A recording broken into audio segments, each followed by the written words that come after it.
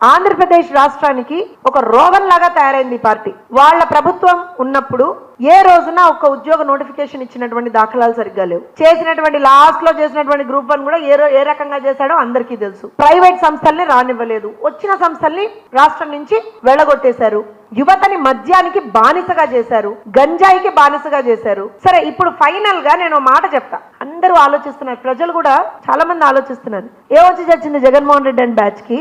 అయిపోయింది సంవత్సరం తర్వాత ఇప్పుడు ఎందుకు ఈ డిఎస్సి తీసుకొచ్చాడు, ఇప్పుడు ఎందుకు డిఎస్సి తీసుకొచ్చాడు? పేపర్ లీక్ అన్నావు కదా, మరి ఆ రోజు ఏం చేసావు? ఈ అభ్యర్థులందరూ ఆ రోజు నువ్వు చూపించే ఈ అభ్యర్థులందరూ ఆ రోజు ఏం చేశారు? ఆ రోజు కనపడలేదా మీకు? కళ్ళ గంతలు కట్టుకున్నారా? అయితే వినపడలేదా మీకు? చెవుల్లో సీసాలు పోసుకున్నారా?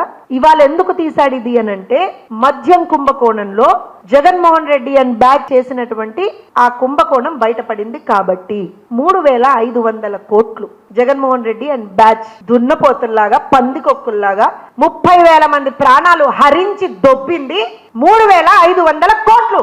జగన్మోహన్ రెడ్డి పిఏకే, జగన్ వదిలేయండి, జగన్మోహన్ రెడ్డి పిఏ ఆర్జించిందే 1,500 కోట్లు. పిఏకి ఒక బినామీ, బినామీకి ఒక బినామీ. అరే వా, ఏం అసలు ఏం సిస్టమ్, ఏమంటారంటే ఆ స్టెప్ వైజ్ ఏం మెయింటైన్ చేసావయ్యా జగన్మోహన్ రెడ్డి? నువ్వు అసలు నీకు అసలు అవార్డు ఇవ్వచ్చా జగన్మోహన్ రెడ్డి?